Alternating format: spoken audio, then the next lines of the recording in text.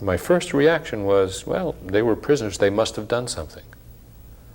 I had no idea that they were the target of, I had no idea that the word Holocaust didn't exist, you know, in our mind. And this was not our mission to rescue a train. It was just happened to come across it. My name is William Rosenberg. I'm born June 15, 1918 in Poland. I'm coming from a family, 7 children, 3 sisters, 4 brothers, and my parents. We live an average life, a very religious life. My father, he was an Orthodox Jew. I was living that time in Częstochow. Where is that? That is, we used to call that Congress Poland, in the middle of Poland. In 1939, in my city, used to live by 40,000 Jews. The overall was 150,000, I think. My name is Sally Finkelstein Horowitz, and I come from Poland. I was born in Zwolle, and a small town. It was between, to the east there was Lublin, and to the west was Radom. And we had about 70 kilometers to Warsaw to the north, and Krakow was to the south, so we were right smack in the center of Poland. And when the war broke out, I was 11 years old. My name is Renee Glasner, and I was born in Poland in a small town, the name of which is Losice, in eastern Poland, near the Bug River. I come from a very happy family. I had parents, 2 brothers, and the town consisted of about 8,000 Jews. About 90% of the town were Jewish. In the town, the majority of the people were shopkeepers, merchants, and I also remember lots and lots of beggars. My immediate family, I was very happy because I lived in an extended family situation in a big house that my grandfather built. This is the house that consisted of 3 floors. The bottom floor, the middle floor was my house, my apartment, and the top floor, another uncle and aunt and family. I was born in New Haven, Connecticut,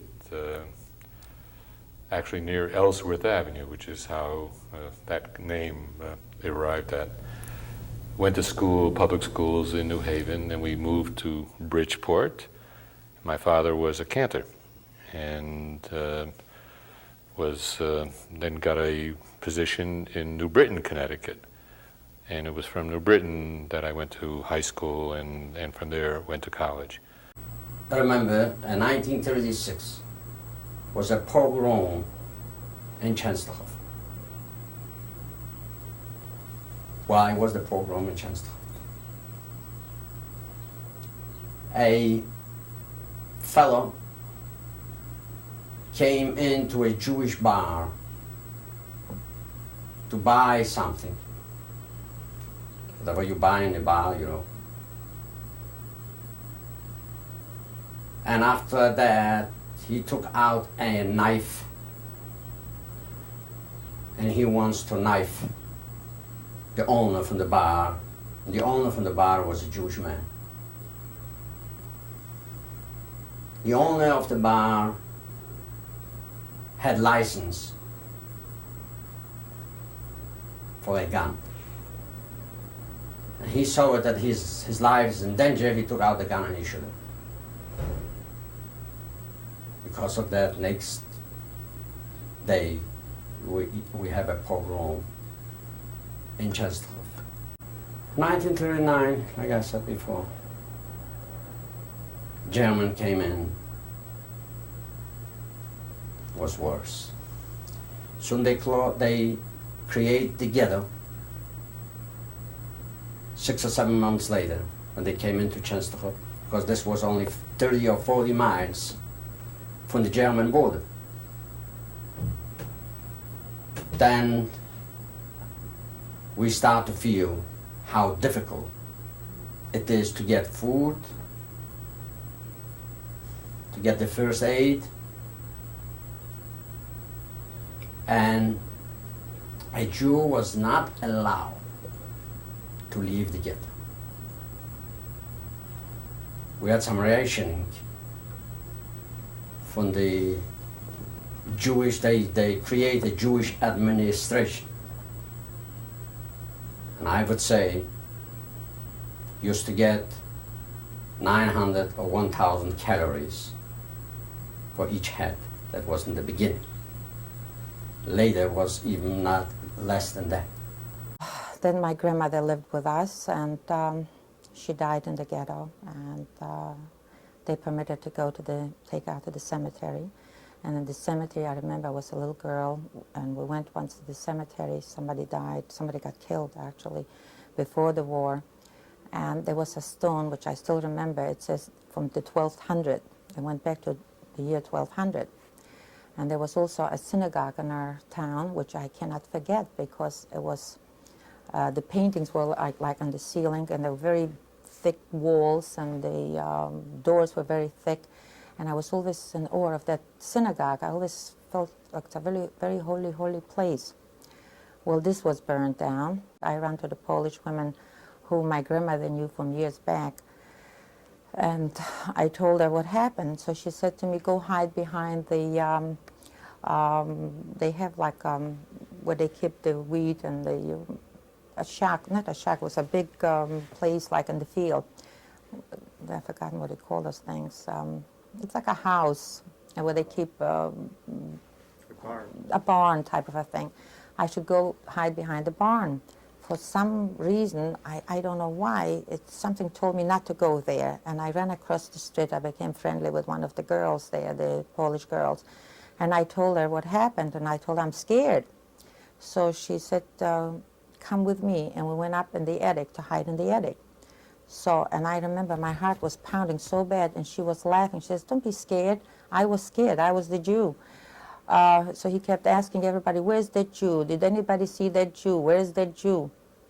But nobody told him anything. Then after he went away, he wanted to take away from that Polish woman the farm and everything, and she told him that she went behind the barn there. So they went to look for me. Of course, that's when he started to scream and holler where I was. Before the war, I just remember, as I said, a very happy childhood with little cousins running all over the place and going to school and playing. The only time I was at times unhappy was when we children used to try to go outside of town a little bit, and sometimes Polish children would run after us and would yell, Żyd, Żyd, Żydówka, which meant little Jewish boy or Jewish girl, and would throw stones at us.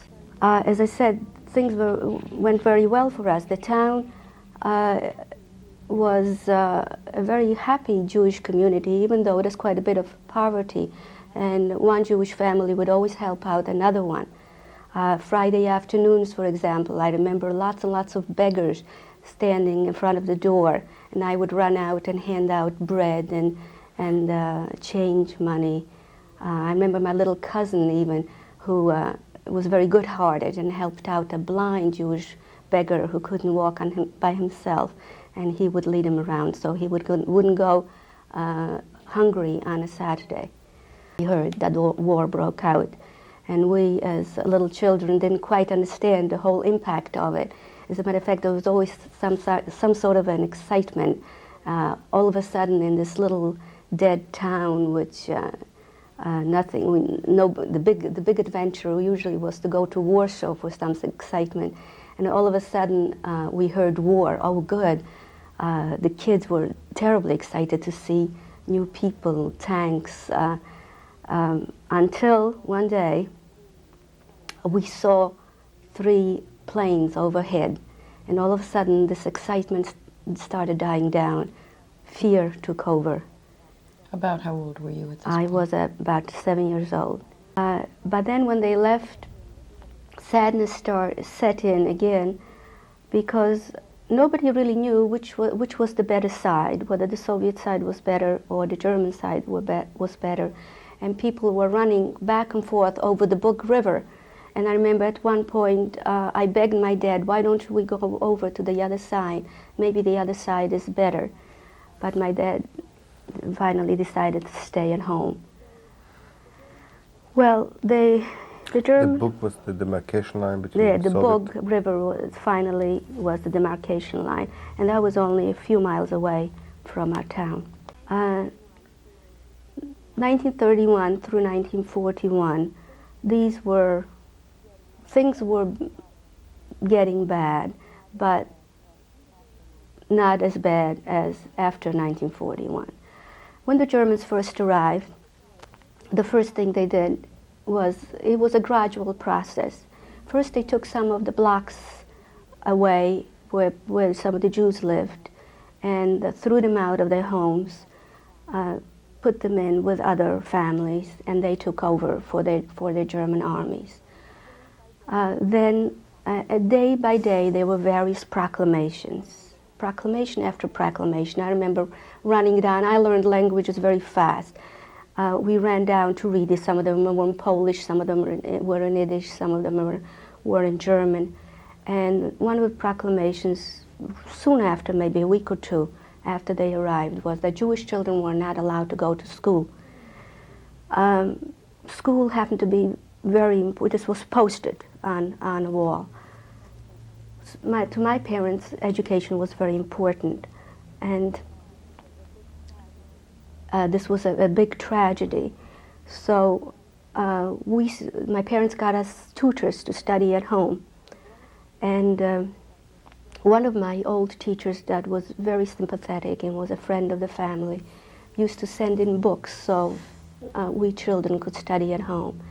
And the Germans, not only didn't they allow us to go to school, to the public schools, but we weren't allowed to study even at home.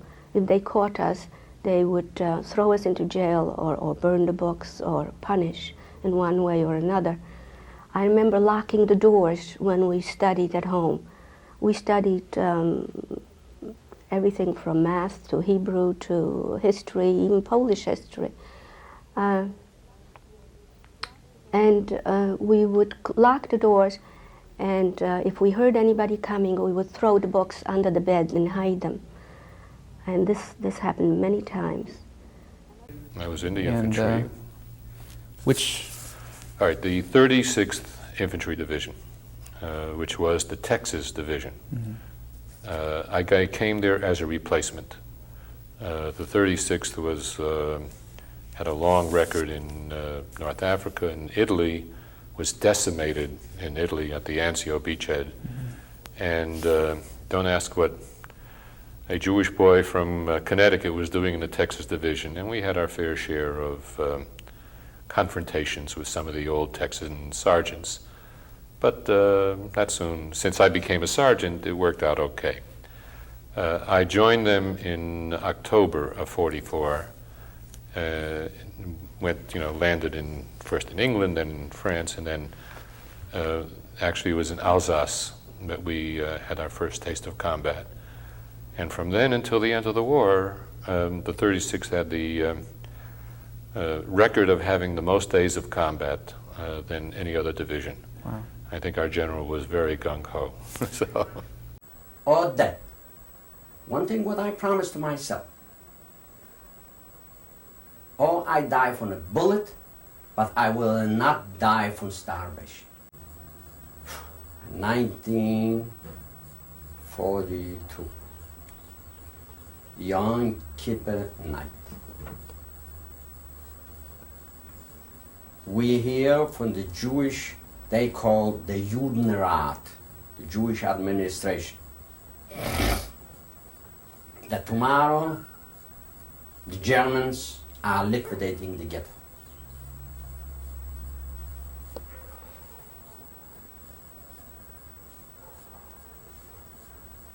Because I looked as a Pole,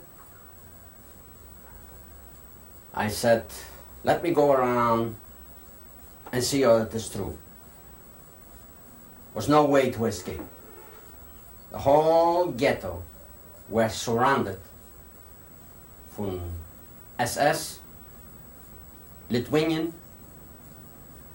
Ukrainian, Polish police. It was impossible to escape. I came back. That was the night. Tomorrow morning, liquidation started. The person is looking that time only for himself. And that time I looked only for myself. I was talking to myself. And I said, we were a family for 96 people. Uncles, aunts, cousins, grandfathers. And I'm the only one I'm still around. I said, I'm gonna fight till my death. And my generation should not disappear. At least one must live. Actually, the Germans came to that village to get their wheat or pigs, whatever they came to pick up. And those people were scared, so they ran into the woods. So they all were killed. They just shot them. Now, we were in the ghetto for a while. I don't know, must have been a year or so. And it was horrible. They were always taking us to work. And they took out the rabbi, and they made him walk on a Sefer Torah.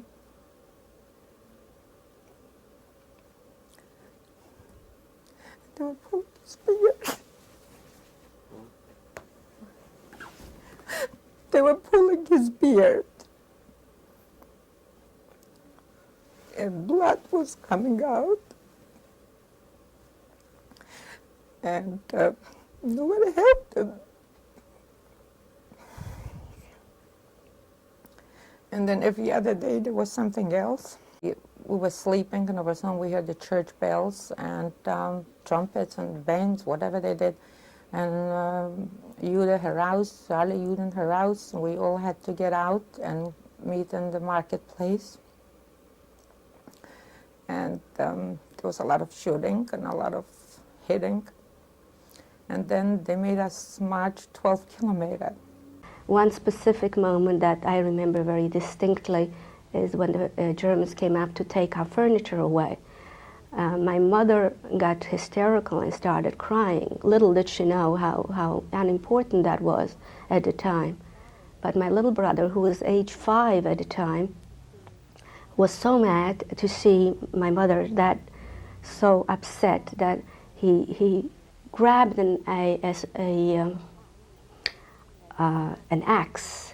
and ran after the Germans and wanted to bang at the furniture and smash it up. And just as I ran after him, I saw the German grabbing his gun, and I pulled him away. If I hadn't pulled him away, he probably would have been shot. But by 1941, when the war with Russia, the Soviet Union, started, things started getting worse. That's when the ghetto was formed in my town. And I remember that about all the Jews were pushed into about 3 blocks of the town. And my own apartment was composed of 3 rooms, and there were 5 of us were living there before the war, at least up until 1940 or so. All of a sudden, we were 30 people living in a 3-room apartment. Typhus was a big killer in the ghetto. I remember again with my big eyes through the window, watching daily through the window, people being carried out into the cemetery, sometimes hundreds of people a day. They were usually the there was a smaller synagogue that was not destroyed, was used as a morgue. And just daily, I would just stand there.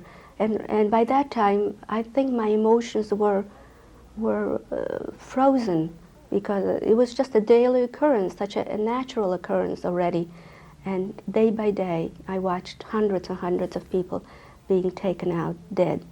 That day came in August 1942. Again, I remember waking up on a Saturday morning. I heard shots. Again, I quickly ran to my window. That was my observation point. Like my eyes must have been 3 times as big as they are now, because I remember spending lots of hours in that window. I ran to it, and I looked around, and I saw dead people all around on the square. Nobody moved, and I couldn't understand it. I ran to my parents. I said, but these people are guards. Yeah, some of them were Jewish guards, some of them had special passes, special privileges to be out on the street. Nobody knew what was going to happen. About an hour later, I heard German voices, raus, raus, raus. That was one word that I learned very quickly. That meant out, out, out. It was like like dogs barking. And they were German voices telling everybody, all Jews out on the square. We heard people beginning to cry, and chaos. Everybody was running up and down in my building.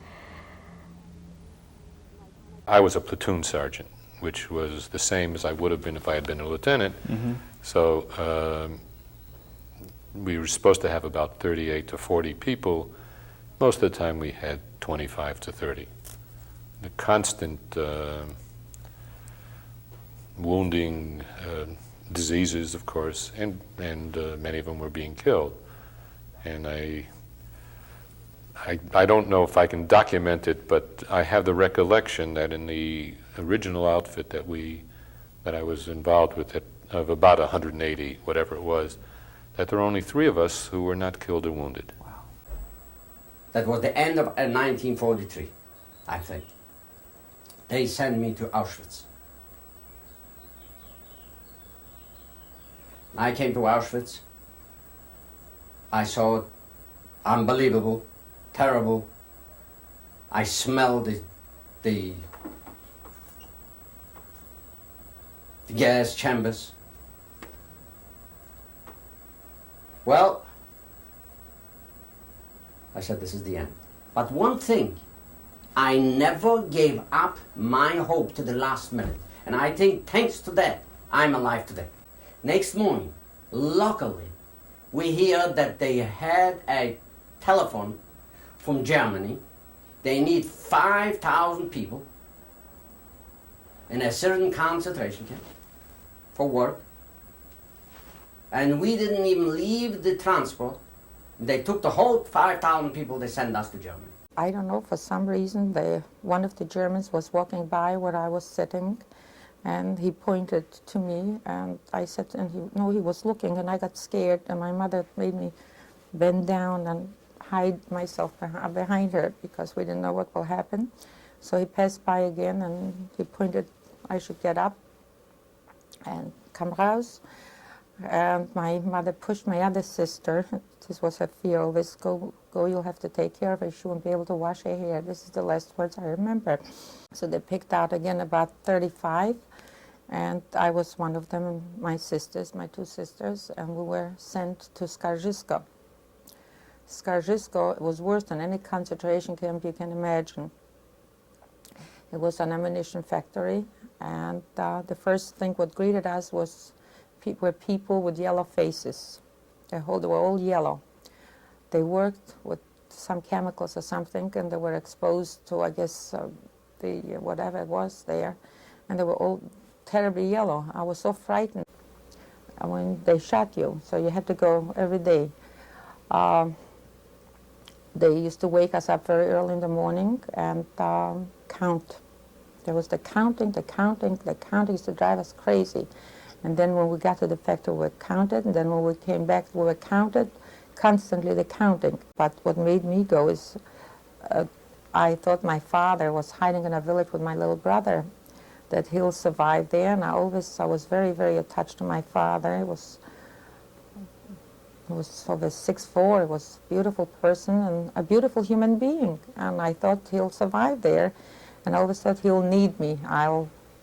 I'll have to help him. He's 6, or like I am, and he needs help. And this is what made me go. And in order to, it's funny, I'm thinking of it now, that how I split myself, that it wasn't me there.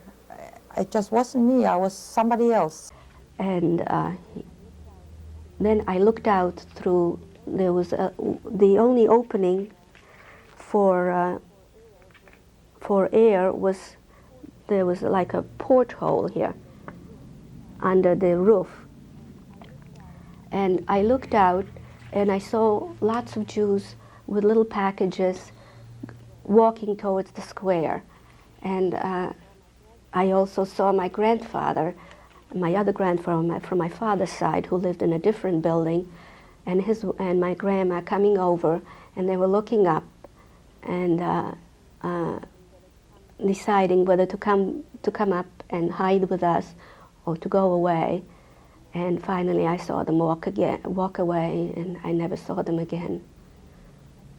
And on the third day, when things were really bad, my parents decided that my brother and I, the older brother and I, had to try our luck. And they talked to us very quietly, especially my mother happened turned out to be the more heroic one, and said, "You've got to try to see if you can survive." And they literally pushed us out and my mother gave me instructions that told me where to go to Świniarów, to this village. She said, she tried to convince me that she and Dad had friends there, and gave me specific names who to go to. They told us two things. They told us, number one, to try and get shelter, and two, to see if we can find people to come and help them, to get them out from the hiding place and give them shelter. I started crying because I didn't want to go. I said, no matter what happened, I wanted to be together with them. But my mother literally pushed me out through the door, and she said, "Go," and my older brother too. So I held his hand, and we walked out, and it was a bright, sunny day. We were taken to work, my brother and I, and all the little children wanted to go to work, thinking that the more we work, the more chance we had to survive. We knew that eventually we would all get shot, so all we bargained for was an extra day, an extra hour.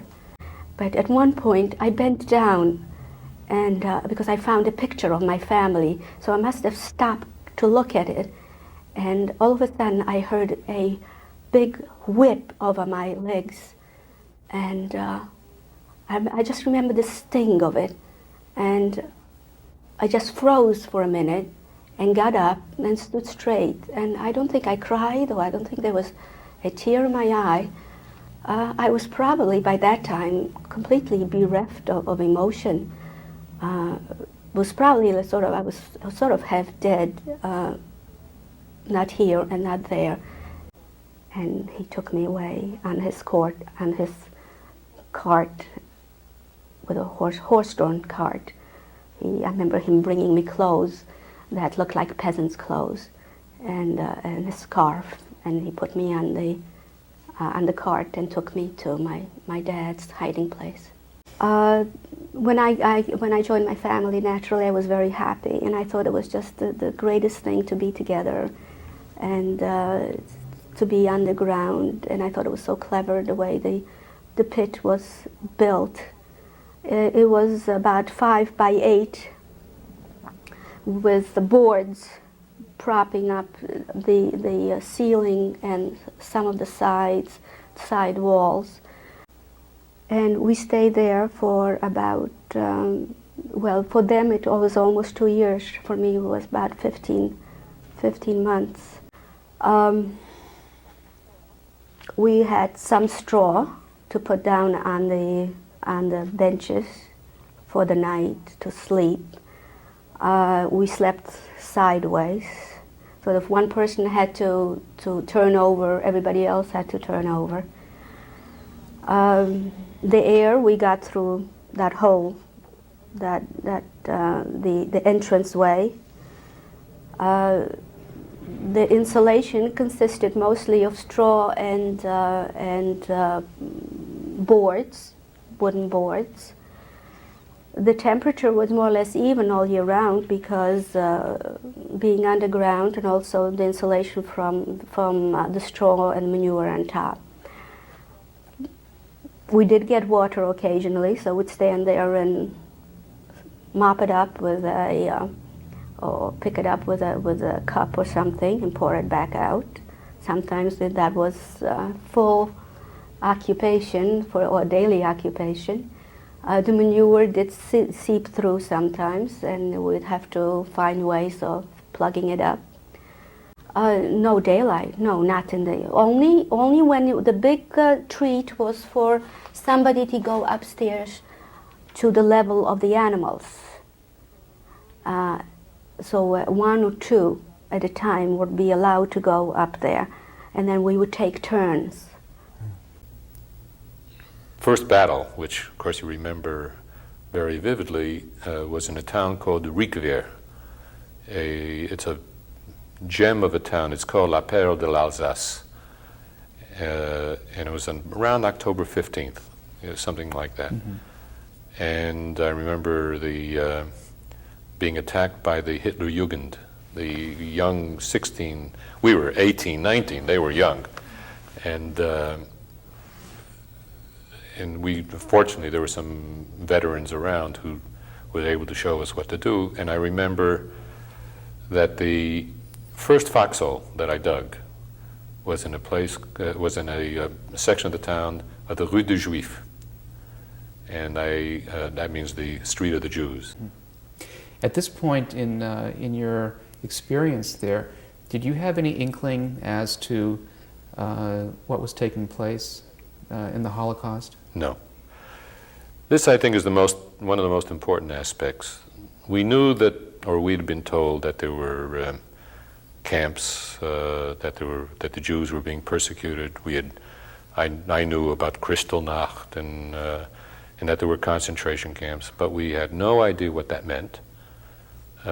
We were given no information, if they really had that information, and were not at all prepared for what we saw later on. And I must say, this was not our mission, as it were, to go and free the camps. The mission was to defeat the enemy.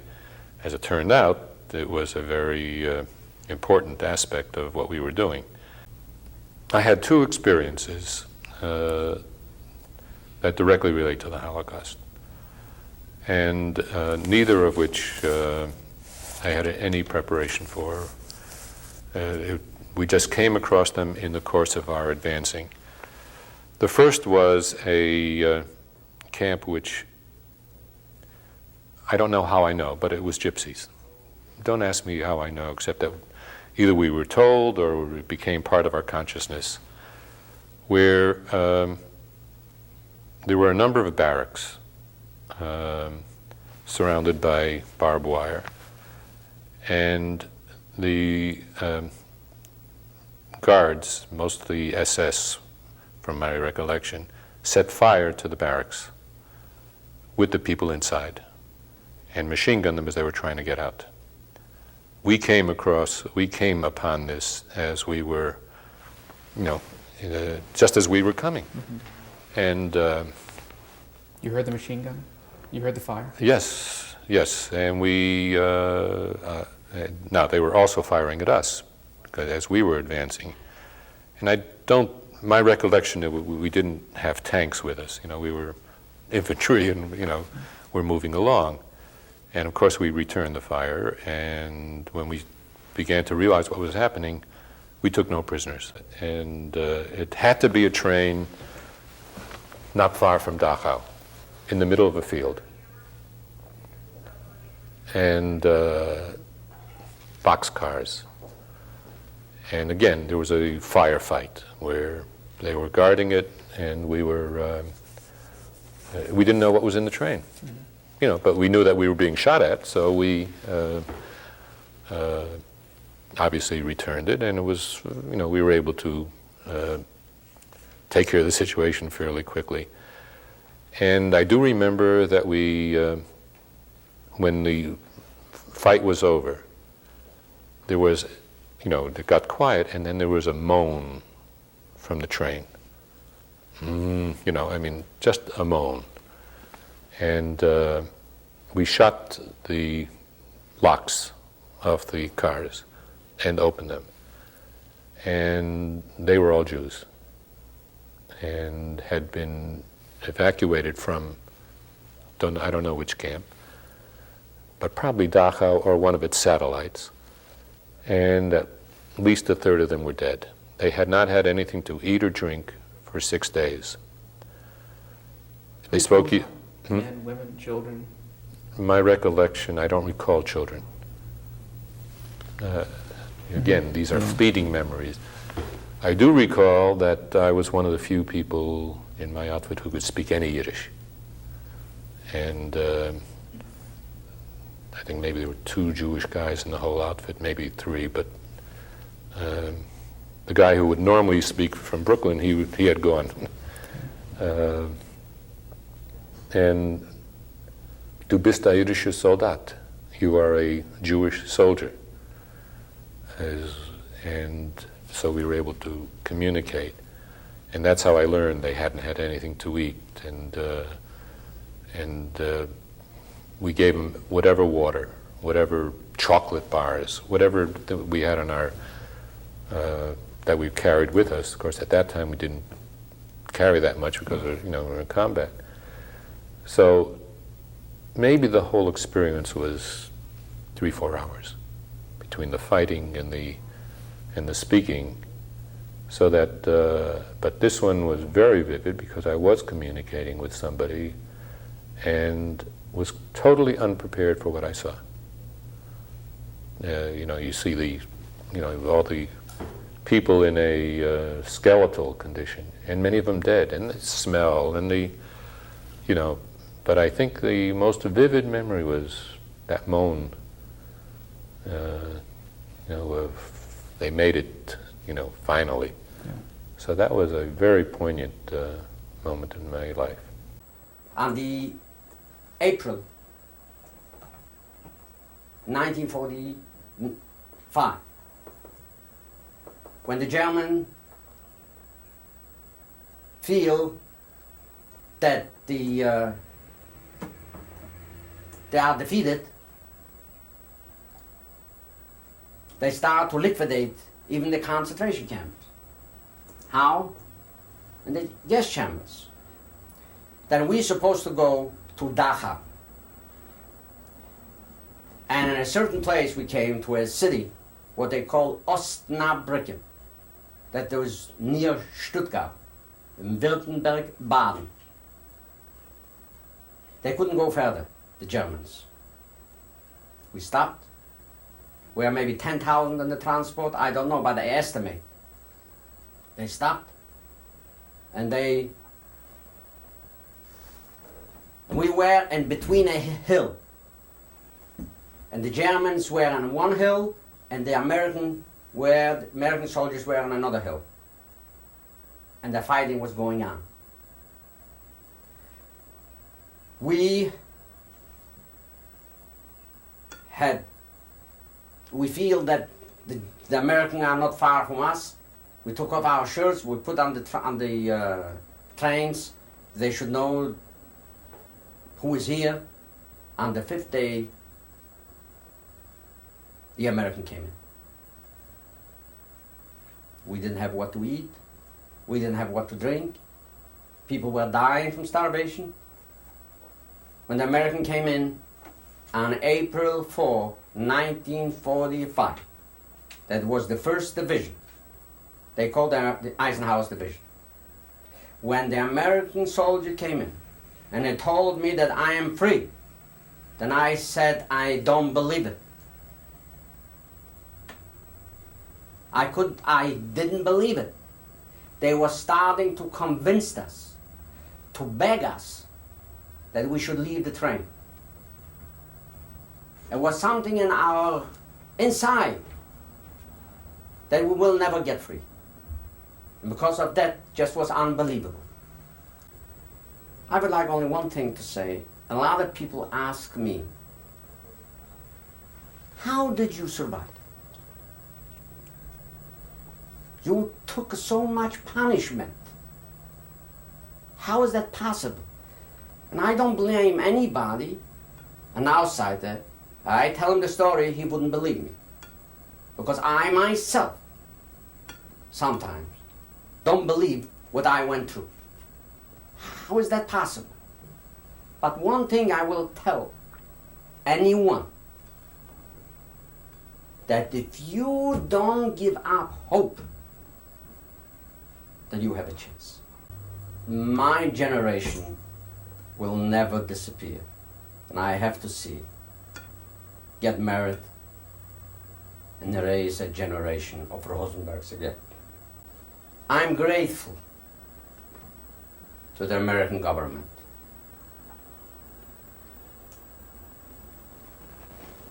To the democratic government. This is the only country in the whole world where you are coming without a penny.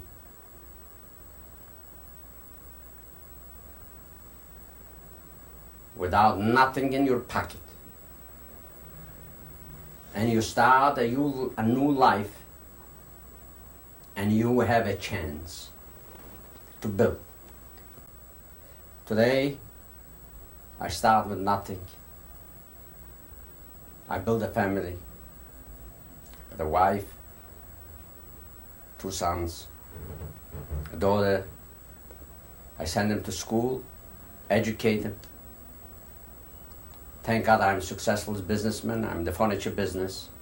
And again, I'd say, thanks, America. I went back home and to look for my father. So naturally, I came to the city. There were already a few people. And they told me that my father, my little brother, was turned out to the Germans. And the cemetery was completely torn apart. There was no more cemetery.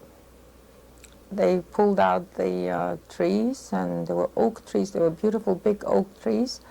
And they took off all the stones. There was nothing there. Anyway, so it wasn't too good. We had to get out of Poland. And I went back to the land of Germany. Would you believe it? I felt safe in Germany, only because there were the Americans, I suppose. We felt safer there. Here I am, and I did have the children, because I always said if that's what Hitler would want to, we shouldn't have any children, or we shouldn't just disappear. So my children are named after my father, my brother, my mother, and my sister. You didn't try to block it out. I can't. I'm not that person to block it out. I can't. I live it. I have like a panorama in front of me constantly. Every day you could write 1,000 pages what went on every day if you just want to think what went on every single day in the ghetto, or during the bombing, or in concentration camps, the beatings for nothing and the shootings for nothing, and the main thing, the counting. I had one of my sisters was very sick, and she couldn't. When we were walking to work, we were holding each other up so we wouldn't fall. So, and my sister, she just fainted. So they put her in one of those barracks. It's supposed to be like an infirmary. There was nothing. They just put him in there. So every morning we would get up, my sister and I, my other sister earlier, to call her name to make sure that she's still alive. So one time she didn't answer. So I ran in. I was very brave. I ran in to see if she was there. So that nurse, what's a bandit, she held a horsewhip. She came after me and she beat me up with a horsewhip and she chased me out. But my sister was there. She made it. She made it. Occasionally, as I said, we would have a special treat when my birthday came around, and my dad wanted me to have something special for dinner, and he asked me what I wanted, and I said I would love to have some scrambled eggs. So he gave the farmer a pair of golden earrings to get me scrambled eggs, and I'll never forget, those were the best tasting scrambled eggs I've ever had in my life.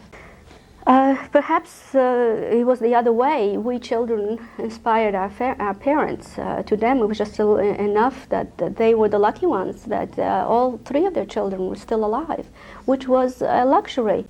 The days went by, and the biggest thrill was when we started hearing shooting. And we knew that the Russians were approaching. And one day we saw planes coming overhead, soldiers coming back, depressed and just dragging back, instead of the ones we saw marching with full force and pride towards the east. And now they were really dragging back, and on the road we saw them just moving back, and we saw the Russian planes hitting the road. We were constantly, we had to run out and stand by the gate, by the door, just in case the barn started burning. And as I said, it was never hit. And the next morning, we still didn't know how soon all this was going to happen.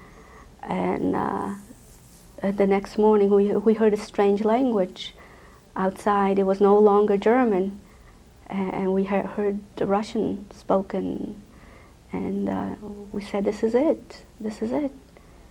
We were actually numb. We weren't throwing our hands up and rejoicing, because it was still hard to believe that we were finally safe. And besides that, the farmer didn't want to let us out during the daylight. He still was afraid of his neighbors finding out that they were Jews, that he was hiding out Jews, because it was still dangerous. He was more afraid of his neighbors than the Germans themselves. Was thrown a bomb. A bomb exploded about 2 feet away from him.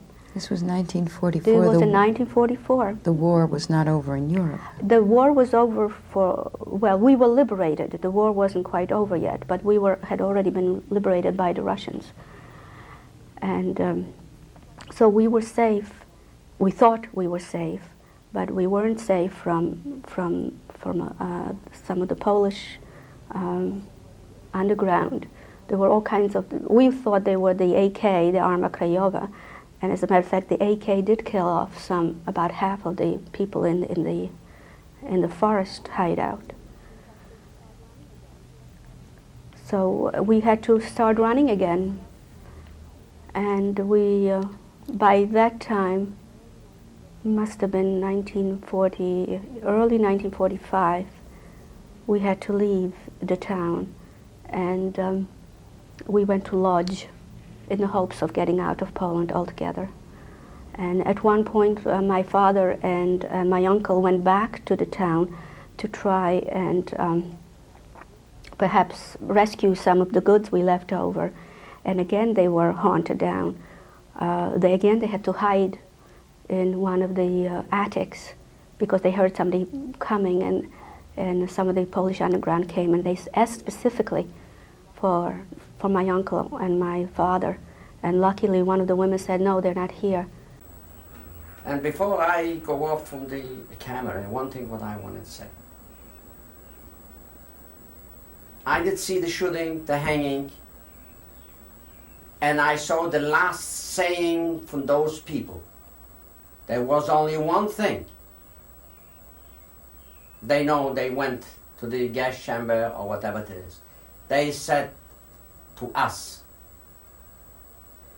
tell the whole world what the Nazi German did to innocent people. And one thing, the last word was from them, to every one of them, I would say. Don't forget what they did to us. And this is my responsibility today. I am today with you. We are organizing today. And we are doing what we can. Tell the whole world what the German did to people only because they were Jewish. We're very close family, and little cousins. Nobody's left. And my house was always full of people, because always coming, because my grandmother was with us, so everybody was coming to my house. And so I always think about those people. And I'm always afraid that I don't have any pictures of them, and I wish I could draw. I don't know how to completely just relax and forget, you mean? I can't. I can't do it. It's with me constantly. People would ask me to talk about my experiences or what had happened, and I would talk about it. But I felt as if I was talking about somebody else, not myself. I felt as if I were talking about this little girl somewhere in the background whose name was Rivka, had gone through all these things. And I would talk about it completely dispassionately, as if it weren't me at all. I naturally knew it was me.